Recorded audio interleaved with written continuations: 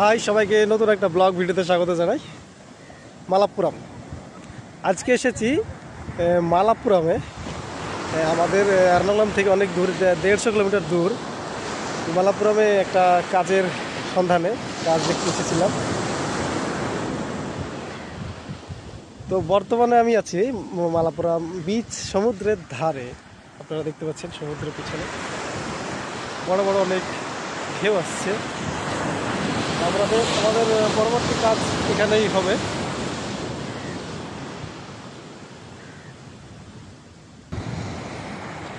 যেহেতু এটি সকালবেলা, মানুষজন নেই, ওখানে কয়েকজন দূরে আছে, ওরা দেখাশোনা করছে, দূরে আছে ওরা। অনেক সুন্দর বালি, প্রচুর পরিমাণে বালি এবং ঢেউ।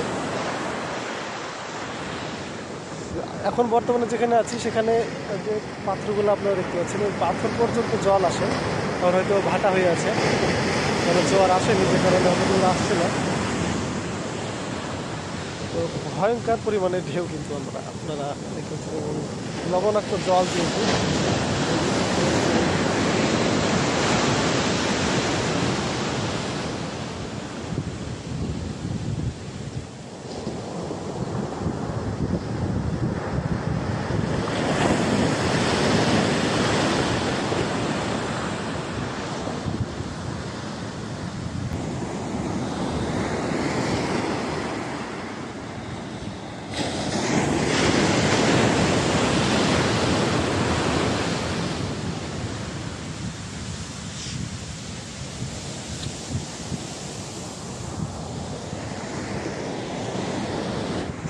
আমার এই ইয়ারফোনটা সম্ভবত নষ্ট হয়ে গেছে, কারণ আমি ধারে গিয়ে বসেছিলাম একটু, এবং এর ভেতরে সম্পূর্ণ জলের উপর পড়ে গিয়েছিল।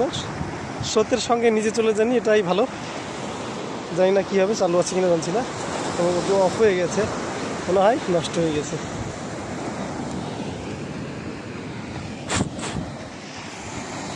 আর এই যে সাইড দেখছেন, এই সাইড দিয়েই আমরা টাইলস বসাবো, রোড লেভেলে টাইলস হবে, কাঠটা যেটা বলছে এটা হবে। আর এটা দেখার জন্য মালাপ্পুরমে আজকে এসেছি, এবং সুন্দর একটা জায়গা, সমুদ্র অনেক সুন্দর। পুরোটা এই রাস্তা দিয়ে কাজ, এবং পুরোটাই সমুদ্রের ধার।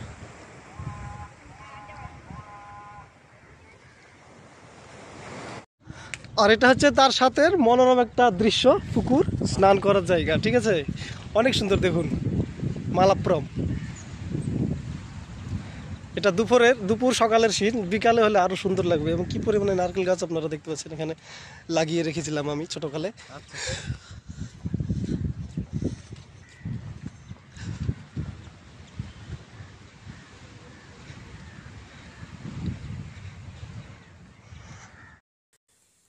এখানে একটা জিনিস ভালো খেয়াল করা যায়, যেটা হচ্ছে এর্নাকুলামের থেকে এখানে নারকেল গাছটা কিন্তু প্রচুর পরিমাণে, এত ঘন নারকেল গাছ, সমুদ্রের ধারে কিন্তু নারকেল গাছটা বেশি দেখা যায় কেরালাতে।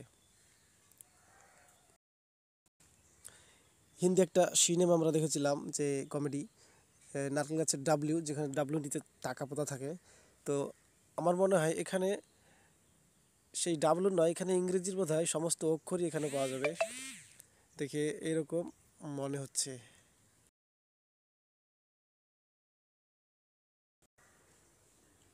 এই রাস্তাটা দিয়ে আমরা হেঁটে যাচ্ছি, এবং এটা আমরা দিকে বাস ধরবো, বাস ধরে তারপরে আমরা আবার ট্রেন ধরে চলে যাব সোজা এর্নাকুলাম। সবাই ভালো থাকবেন, সুস্থ থাকবেন।